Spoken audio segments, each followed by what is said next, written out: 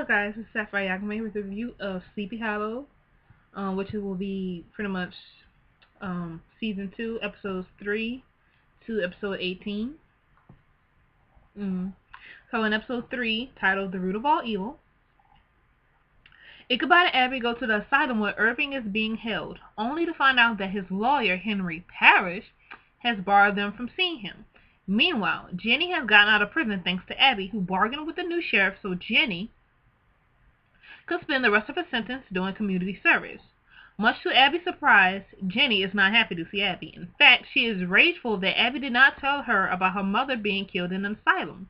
After an argument between the sisters, Ichabod and Abby learn that Henry has brought a cursed coin, one of the 30 pieces of silver given to Judas for betraying Jesus. That makes the dark side of people be revealed, which is what caused Benedict Arnold to turn against the colonists. Back to the present day. After a man who has the coin is imprisoned for killing his father, the coin is then taken into police custody, where Harry switches the coin with a quarter. Henry gives the coin to an unsuspecting Jenny, who now wants to kill the new sheriff because Jenny believes that she is the reason for her mother's death. Abby and Ichabod, with the help of a new ally, Nick Harley, are able to talk Jenny down and imprison the coin in a sanctified glass where it can't affect anyone. At the end of the episode, Henry burns the bed where Katrina gave birth to him in rage.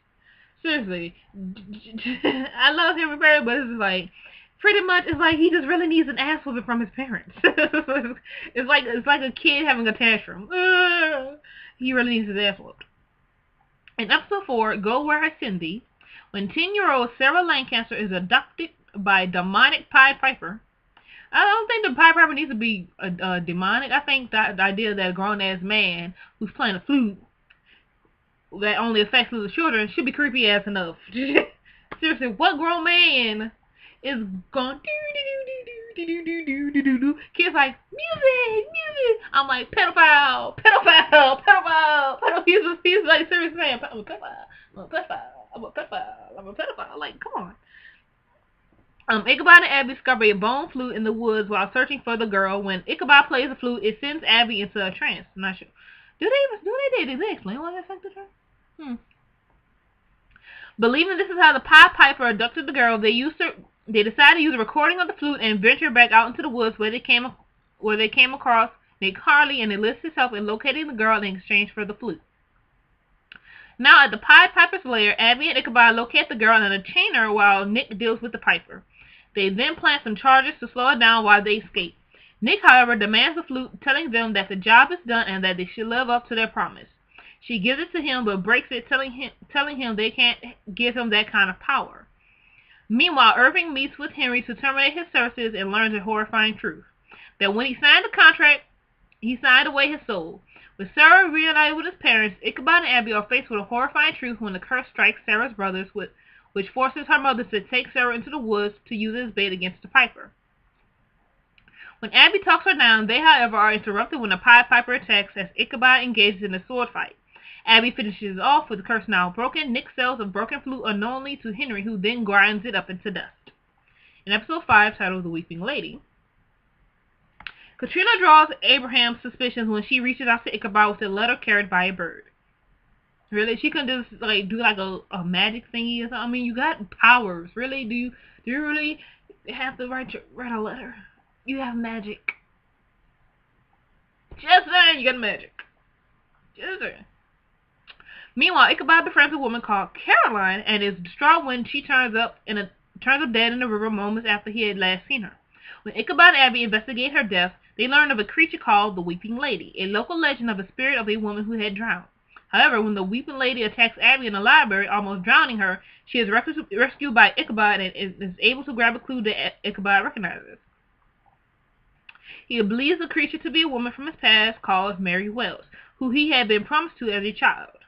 He tells Abby that he had broken off their engagement to Mary because of her jealousy and believed that she had returned to England after he had received a letter from her.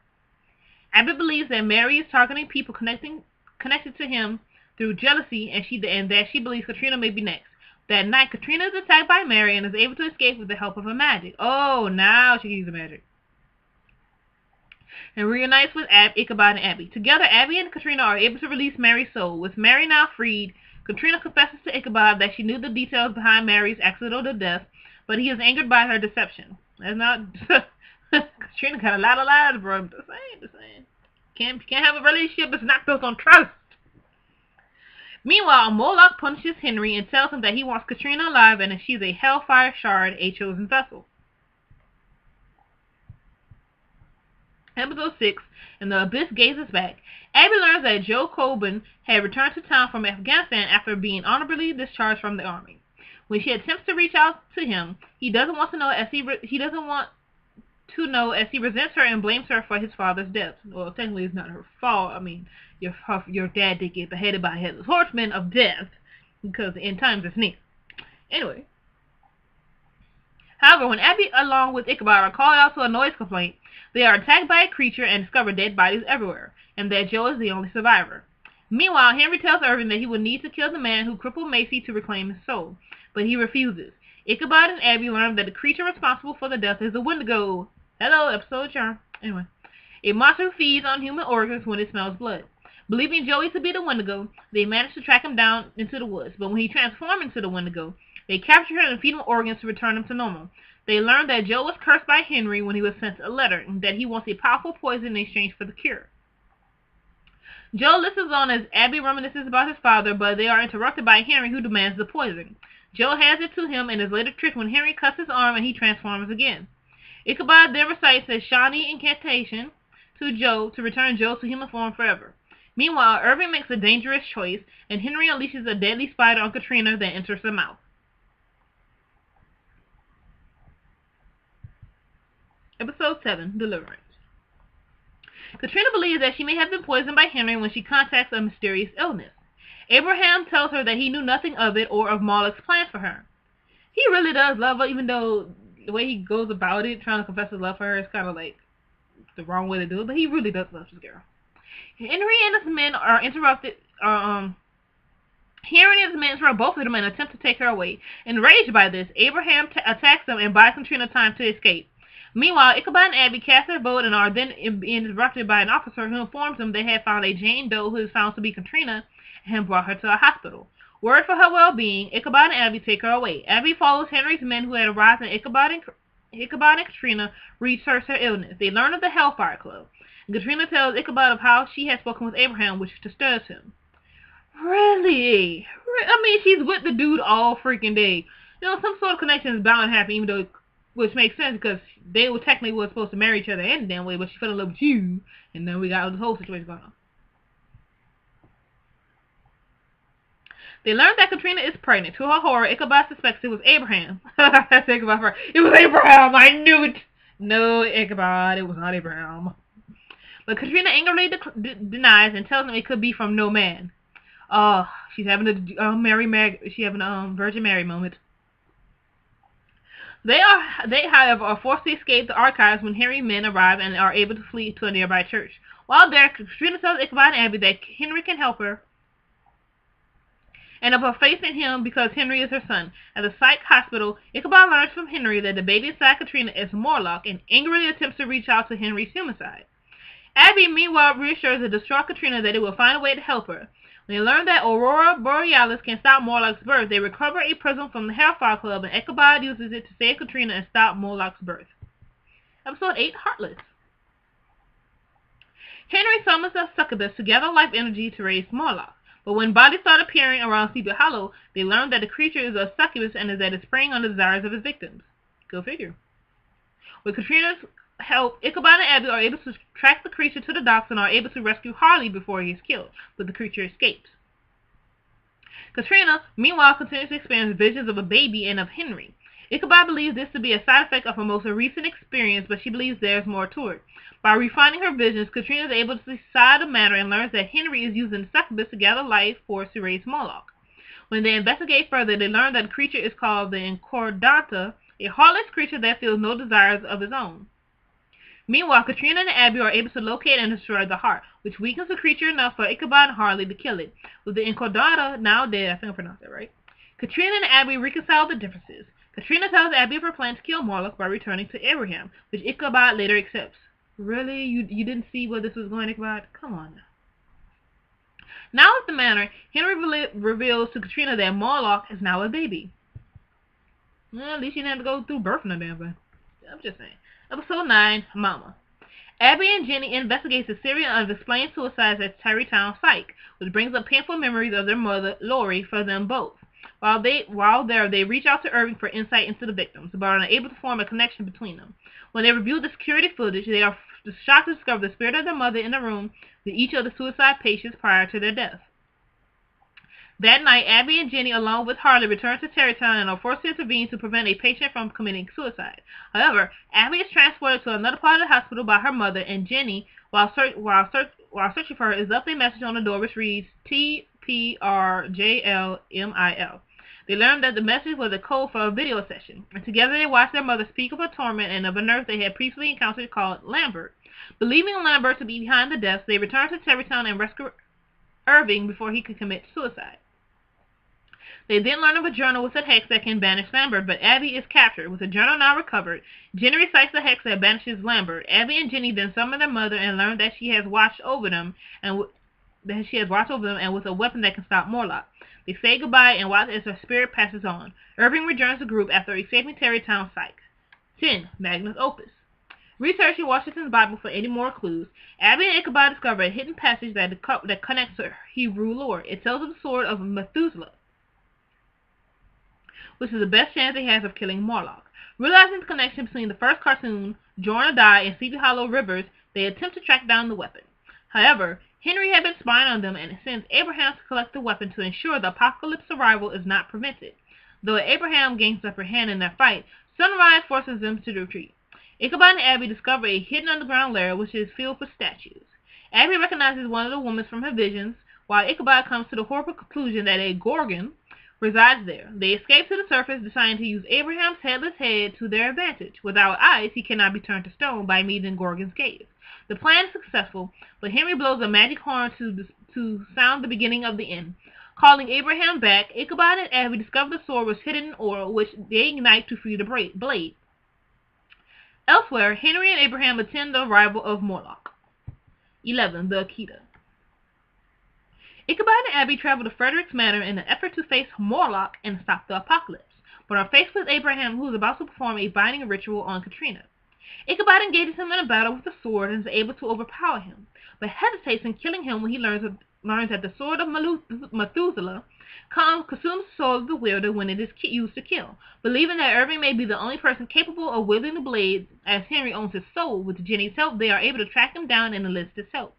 The group learns that with each of the 4 trees Morlock burns, the closer he becomes to merging purgatory with the real world to bring hell on earth. Faced with an army of demons summoned by Morlock, Abby is injured during the battle and is carried away by Jenny. Irving engages the Horseman of War and destroys his armor, but is fatally wounded during the battle and dies. At the church, Abby is distraught by Irving's death and vows to kill Morlock with the sword at any cost, and tells the group that if she should fall, they will take up the task. Morlock decides to send Henry to recover the sword, but he is concerned that he may die as his armor was destroyed. The group tricked Henry when he arrives, but he overpowers them and takes the sword and brings them before Morlock. Henry uses the sword to kill Morlock after he is told to kill Katrina. 12. Paradise Lost. Ichabod and Abby encounter an angel named Orion, who they learn has spent 200 years in purgatory after being captured in a battle with the Horseman of Death. Believing him to be the answer to their problems, Abby decides to take him where Abraham is being held. However, Katrina reveals to the group that she wishes to separate him from the Horseman and make him human again. Believing Abraham's life to be in danger, Katrina tells Abraham of her plan and frees him. With the help of Harley, Abby and Orion locate Abraham and Abby and learns that he has been around during the times of catastrophe in human history, and of his plan to take the Horseman of Death's powers. During the battle, Orion incapacitates Abraham and attempts to seal his power. Ichabod uses the Horseman's axe to break his weapon and hands back the axe to Abraham. Believing that Ichabod and Abby have sided with Abraham, Orion escapes. After the battle, Abraham is stopped by Katrina from attacking Ichabod and agrees to her decision and tries to make him human again. Futura Infamante. Ichabod and Katrina attempt to reconcile their marriage at the Historical Society, but are faced with a murder investigation when the body of an art restorer is found in a hangman's position. Katrina remembers her friend Abigail Adams, speaking of murders in 1770. and how they remain unresolved despite her best efforts. They learn that the murderer is a man called James Colby, a man who is able to leave the painting at will to kill his victims and drain their blood so he can complete the inverted cross and his resurrection. So what are you saying? What the fuck? Is he the Antichrist? What the hell? They learned from the ruins on the frame that Abby had discovered Colby was a murderer and had allowed herself to be captured so she could trap him inside the painting. Ichabod and Katrina enter the painting and are able to rescue Miller and escape. But when Colby completes his resurrection and leaves the painting, Abby shoots him and then the painting to kill him. Meanwhile, Abby struggles to come to terms with Irving's resurrection and has her doubts about his intention, and then breaks the news to his wife.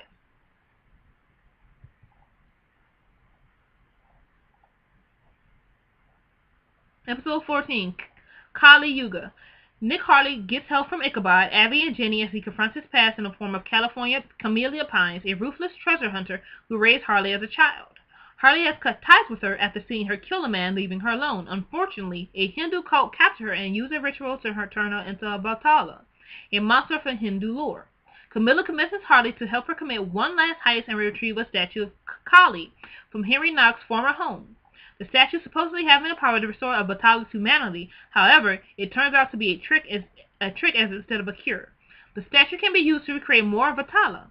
Camellia attempts to turn Harley through the use of the statue, but is stopped by the combined efforts of Jenny, Abby, and Ichabod. After a fierce confrontation, Camellia flees and Harley decides to leave Sleepy Hollow to track her down. Meanwhile, Captain Irving is cleared of all charges that add appeal, and him and his wife suggest being back from the dead and what this could possibly mean for the future. Episode 15, Spellcaster. A warlock who was involved in Salem witch trials tries to escape purgatory and finds a book of spells, including one that can radically alter the past. Meanwhile, Abby struggles to trust Frank again, and Henry has an identity crisis. The final scene shows that Abby was right not to trust Frank, since he met up with a very much alive Henry. So we found out that he's going through like he doesn't have a soul thing, and so he doesn't have a soul, so he tries to, so he's sort of working with Henry at this point, which makes sense because Henry kind of like owns his soul. So. Episode 16, What Lies Beneath. A Thomas Jefferson encounter is highlighted during Ichabod and Abby's quest to fight evil, and Jenny learns a secret about Frank. So in this episode, this is where Jenny learns that, Frank faked a test which just ruined. It makes him look like he's human, but it only keeps his humanity and keeps the demon part of him at bay for a little while, and it eventually wears off. And so now he's like full-blown black-eyed demon. Thomas Jefferson built like this underground vault with all the research he needed that's going to eventually help Abby and Ichabod in the future. And he like created this hologram and stuff using science and magic. But they had to destroy because there's a group of reapers down there, which Thomas Jefferson used to try to sort of protect the vault, but since it's supposed to be in the protective vault, 3 construction workers sort of stumbled upon it. Well, and like one of them is dead, so they have to rescue the 2. So they had to blow up the information. My thing with this episode is they couldn't take a few books. I'm just saying, come back down with a bag, put some books up in them, take it back up before you decide to blow the whole freaking boat. I'm just saying, that's what I would have done. I would have took something. In an episode titled 17, The Awakening, Henry attempts to use a copy of the Liberty Bell in a ritual to try and reawaken a powerful coven of witches lying dormant in Sleepy Hollow. When his attempt proves to be not enough, he convinces his mother Katrina to perform the ritual for him. When Abby and Ichabod discovers this, it leads to a dangerous confrontation with Henry, which eventually leads to the latter's death. Abby shoots him. Enraged by Ichabod's betrayal, Katrina invokes a spell to return to the past to prevent herself from ever having married Ichabod. As the spell is complete, Abby jumps into the portal after Katrina. Which Abby now finds herself in 1781. And I'm like, ooh, Abby, that's not a good time for you to be. You do know that this is slavery time, right? Because as we see in episode Tempest Fugit, Abby is down in slavery time. They figured that maybe she's a runaway slave who has been touched, meaning that maybe she's not, all the right feel right.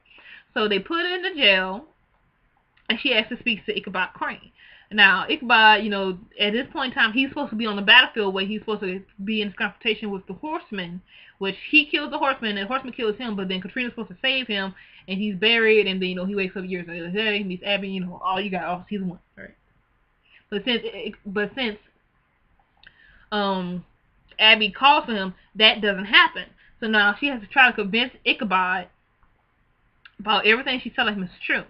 So they end up going to Benjamin Franklin, and Benjamin Franklin, like Abby's facial expression through this whole season finale is priceless. Like when they first, before they go to Benjamin Franklin, they tell her that they need a what they was going to try to no I think they was going to bring it to a slave auction, and Abby's like, his head is going to say like, slave auction, really? I'm like, Abby, you're in 1781. They think you're black.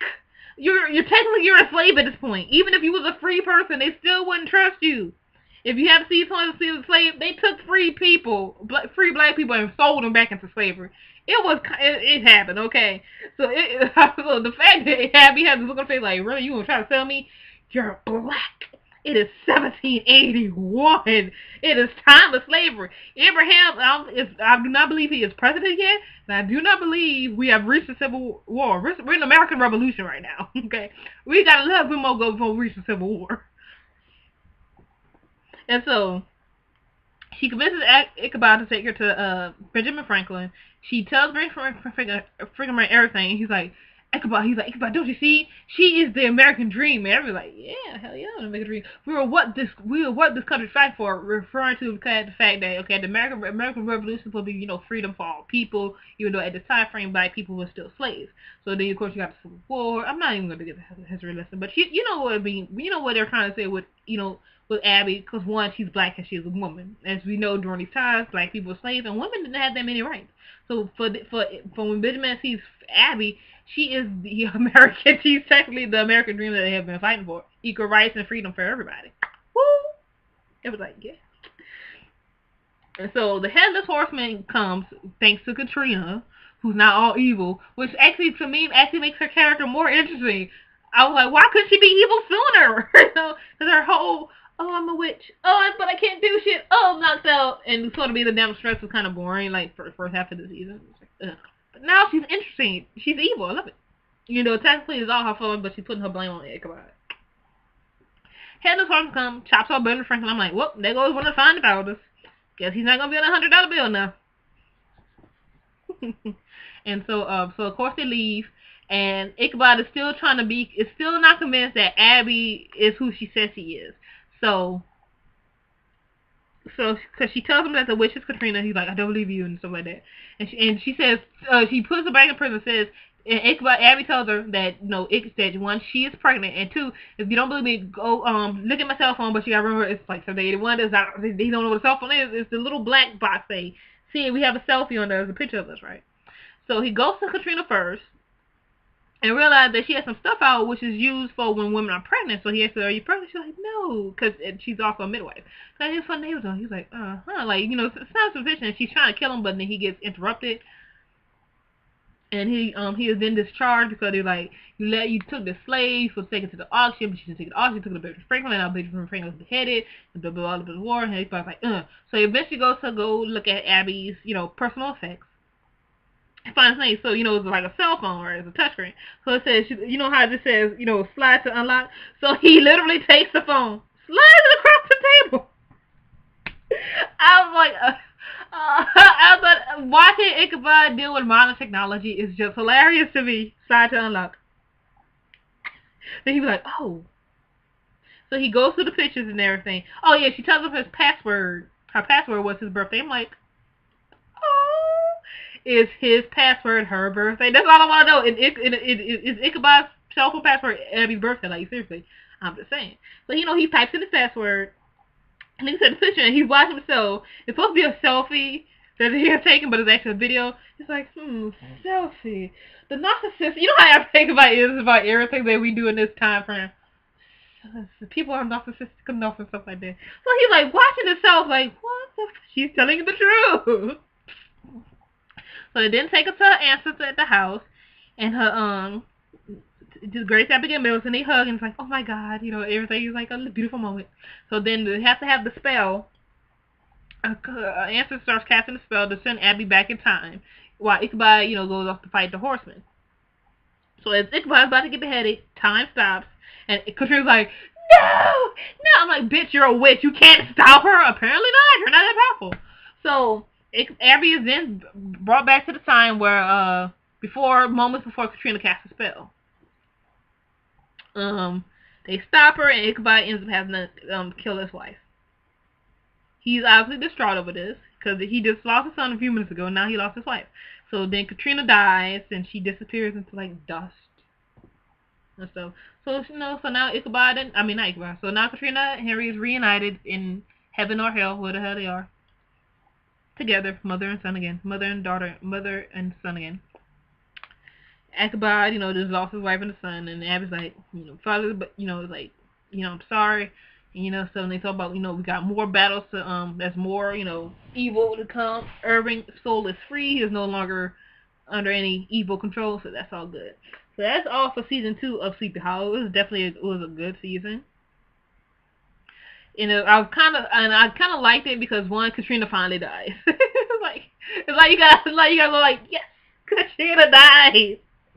Katrina died. It's like, because for me, she always, because throughout the season, she always talking about, I'm a powerful witch, I'm a powerful witch.